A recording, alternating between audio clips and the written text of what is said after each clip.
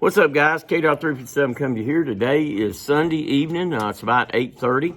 And I know most of the time when I do my videos, I talk about, guns and things like that we got in the store. And at the end of this video, I will tell you some guns that we've got coming in. Some Glocks that will be here, should be here Tuesday or Wednesday at the very latest. We had a really busy weekend, Friday and Saturday. As I always say, it's hard to get stock and ammo and things like that. But we work hard every week to bring it in here. So what I want to talk about a subject of, and I go into this in great detail in my concealed carry classes. You get this notion, you hear this out here once in a while. Well, he shot an unarmed subject or what have you. The person didn't have a weapon in their hand. Whoever said they had to have a weapon in their hand? I get sick and tired. of hearing this stuff on the news and even people making comments and everything that, for instance, the police, of course, I was a police officer for 16 years, that the police shot an unarmed person. Well, listen, I mean, you most certainly can shoot an unarmed person. It depends on the circumstances surrounding that incident, okay? And I'm going to give you a really easy example that anybody should be able to understand. I mean, in all my concealed carry classes, they all raise their hand and agree that this person, the would-be victim, would use deadly force against an unarmed attacker. All right? But I get sick and tired of hearing this. You folks out there that, sort of think that nobody can shoot an unarmed attacker, well, think again. Listen to this video. In fact, put yourself in the victim's shoes as I describe this example where you most certainly can shoot an unarmed attacker. Now, I'm talking about here in North Carolina, of course, but the use of force and use of deadly force to protect yourself is fairly uniform across this country. So let me give you a really good example, boys and girls, of where you could use deadly force against an unarmed attacker. My God, I get tired. And you know what? Most of the people out there, unsuspecting people, believe that crap, right? They believe it when the police shot somebody that was unarmed. They think 100% automatically that it was an unlawful shoot. And yes, it could be maybe, but I'm going to give you an example between citizens. All right, let me get that piece of ice out of my mouth. All right, and this is an example that I use in my concealed carry class. All right, think about it. Open mind. Well, I don't even care if you got an open mind about it. You should be able to get this. We have one person on one side. Let's say a female. And God, made females a little bit different than us. Most guys have more upper body strength than a female does. I don't care what you say. Most of them do. All right. So we have a female on this side, or in this corner rather, that weighs, say, 100 pounds or 105 pounds soaking wet, and she has her firearm that she carries concealed to be able to defend herself, and she's walking in the park, and then on the other side is an individual that's 6'5", 265, 25 years old, obviously big, strong, pretty much almost outweighs this would-be victim by 3 times. Let's say he's lost his job. His wife's left him. He's using drugs. In his mind, life isn't treating him so well, and he's especially ticked off at women. And today he's left the house, and the first woman he sees, he wants to kill. All right? She sees this guy. Let's just say when they make eye contact, maybe they're 30 yards apart from each other. The girl sees him, doesn't really think much about it, but you ever heard this saying before? I know you have. If looks could kill, you'd be dead. The eyes are the windows to the soul. I know I've been in many fights as a police officer in 16 years that I was a police officer, and I'm not kidding you. Those of you that have been in a number of fights, the eyes tell a lot. Well, so she sees this guy, and he looks like he's on a mission, and he's continuing in her direction. They're obviously opposing each other. And he looks at her and he hollers out and he says, "I'm going to kill you." He uses the B word. And today's your last day on planet Earth. All right. And then I asked my students, all right, at that point, do you think you could use deadly force? The answer would be no. Not at that point. Let's say he's, still 25, 30 feet away. No, not at that point. Has he made a threat to kill? Yes, he has. Are threats to be taken lightly? No, they're not. she could actually go to a magistrate and take a warrant out on him for communicating a threat. But if he turns the other way, if he does 180 and says, you ain't worth it, and maybe he comes to his senses for a moment and he leaves. No, she cannot use deadly force at that point. Let's continue. He makes the threat and he continues toward her.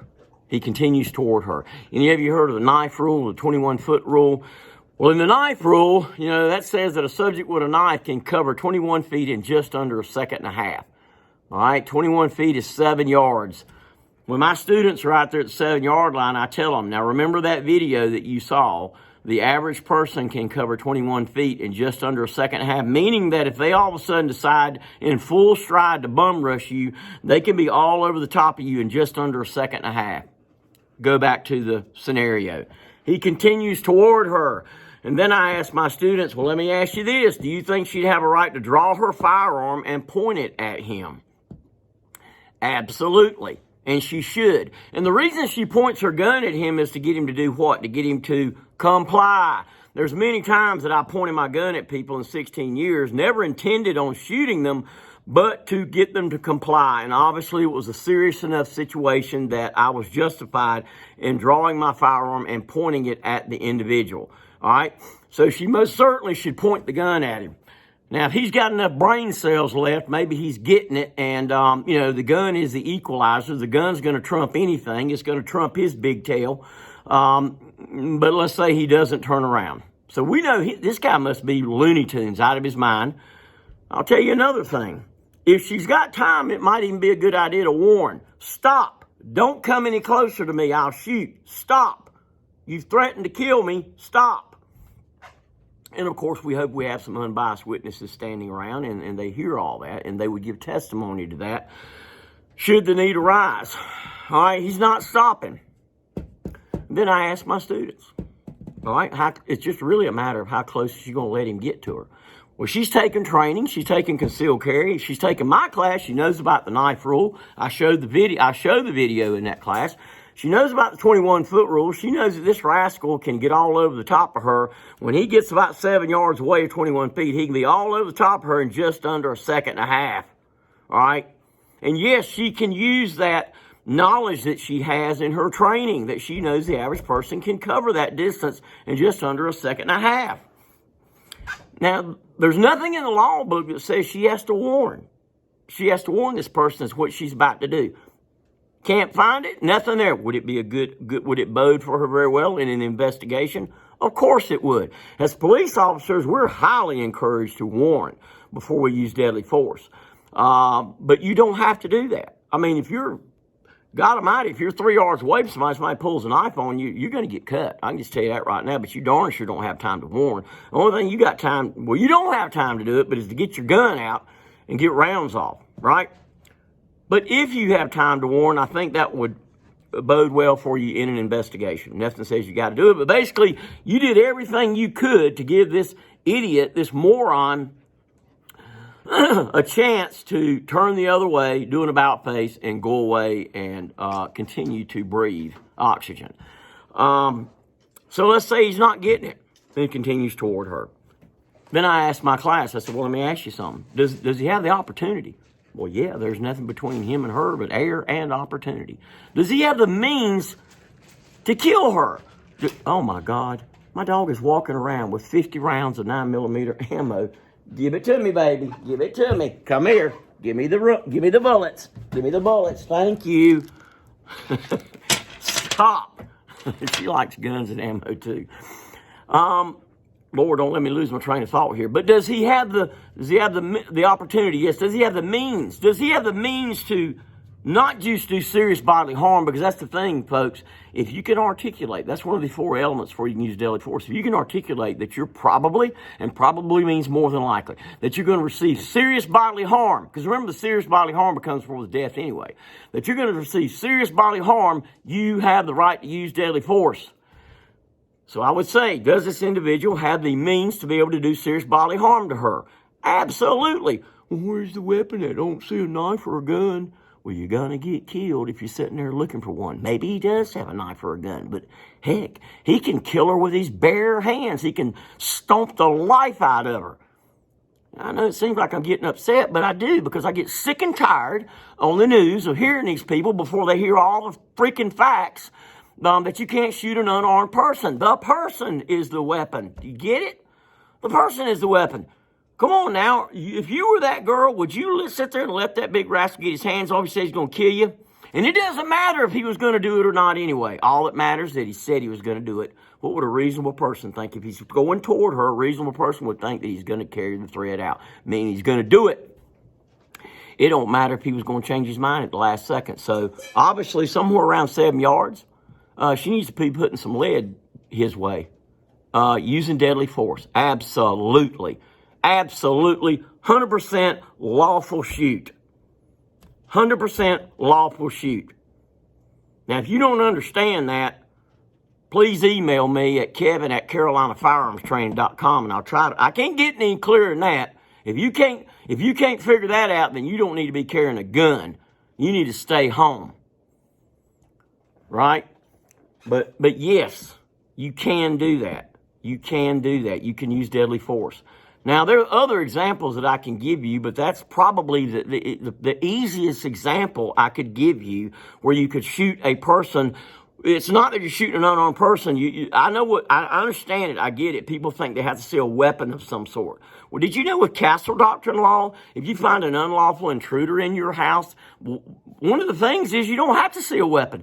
The state of North Carolina says that it's presumed that your life is in imminent danger. And you're allowed to use deadly force. Only the element has to be missed. They have to be in your house unlawfully. In other words, you didn't invite them in. They broke in, they come through the window or whatever. And it plainly says you do not have to see a weapon. All right? Same thing with this scenario there. All right, so if you can't get that, I can't help you. I can't help you. But so that's it. That's the video. Besides that, we're getting some Glock 43Xs. I'm getting 5 Glock 43Xs. It should be here Tuesday. And I'm getting 5 Glock 19 Gen 5s. They don't make the Glock Gen 4, 19 Gen 4s anymore. I mean, if you find one somewhere new, you found it just because they had leftover stock. But we're getting them in. So I'm probably going to talk a little bit more and do some videos on subject matter and things like that. So I'm going to leave you guys with that. I'm going to upload this to my YouTube channel, which is KDOD357, KDOD357. And I'm going to put it on my Carolina Firearms Training and Gun Sales Facebook page. If you like the video, I might have ticked some of you off. I don't know. They don't agree with me. It don't matter whether you agree with me or not. It's true. I'm going to load it up. I can't even think right now. I'm just going to stop. Yeah, I'm going to load it up to both pages. We're located at 1606 Westover Drive, Sanford, NC 27330. Our phone number is area 919-708-5475. And don't forget the business on the web at carolinafirearmstraining.com, where you can sign up for classes. We're doing a lot of concealed carry. I'm going to be putting November and December dates on there, and we've been booking a lot of defensive handgun classes and AR-15 classes. And yes, I'm going to get a shotgun class posted on here very, very soon. I've had a lot of people ask for my shotgun classes. All right, so food for thought. Yes, you can shoot an unarmed person depending on the circumstances. Have a good night.